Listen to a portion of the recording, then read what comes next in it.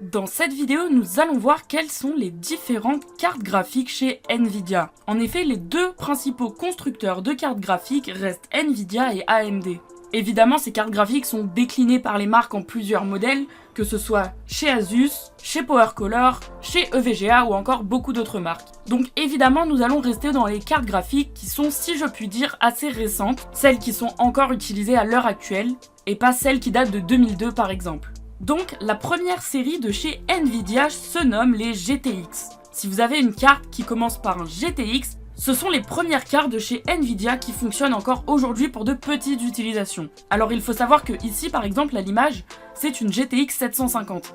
Mais qu'il existe également le 1050, 1060, et plus on augmente dans les chiffres, plus les cartes sont performantes. Comme vous pouvez le voir à l'image juste ici indiqué par une flèche rouge, il y a le TI. TI, cela signifie que c'est la version supérieure de la 750 classique. Si par exemple vous avez une 1060 Ti, cela signifie que celle-ci est plus performante que la 1060 classique. Ce TI se retrouve aujourd'hui dans les dernières générations de cartes graphiques. Comme je vous le disais, par exemple sur celle-ci, c'est une version 1050 Ti. C'est donc bien plus performant qu'une 750 Ti.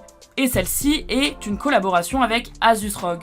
Il faut savoir que les collaborations ne changent rien à la carte graphique, néanmoins, certaines marques arrivent à mieux les refroidir et donc elles peuvent augmenter en performance. Ici, nous avons une RTX. À partir des 2000, donc de la série 2000, toutes les cartes graphiques chez Nvidia se nommeront les RTX car elles proposent du ray tracing, qui est une fonction bien utilisée par les gamers qui permet l'augmentation des images, et surtout de leur qualité. Et donc, comme vous l'avez compris, il y a les séries 1000, les séries 2000, les séries 3000, etc.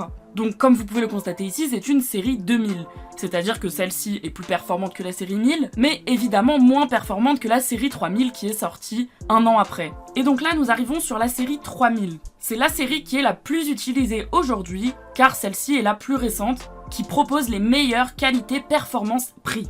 En effet, il y a la dernière série qui vient de sortir, la série 4000, que je vous montrerai juste après, mais les 4000 consomment beaucoup contrairement à celle-ci. Et donc là, vous pouvez constater à l'image que nous avons une RTX 3060 qui est évidemment plus performante qu'une RTX 3050, mais beaucoup moins performante qu'une RTX 3080. Si vous avez un doute sur quelle carte est plus performante que l'autre, nous allons voir en fin de vidéo comment le savoir, mais vous pouvez également le déduire grâce au prix. En effet, plus il y a de performance, plus le prix est élevé. Et donc voici la série 4000 dont je vous parlais tout à l'heure, qui est la dernière série annoncée par Nvidia en ce début d'année. Alors celle-ci n'a pas encore dévoilé toutes ses gammes, en effet, nous avons la 4080, la 4090, mais les cartes un peu plus bas de gamme, entre guillemets, ne sont pas encore sorties, c'est-à-dire la 4060, la 4070, etc. Pour savoir quelle carte graphique est la plus puissante, j'utilise le tableau de chez Tom's Hardware. Vous pouvez effectuer un screen dès maintenant, et comme vous pouvez le constater, plus le point de la carte graphique est situé haut, plus celle-ci est performante. Celles de Nvidia apparaissent actuellement en jaune à l'écran.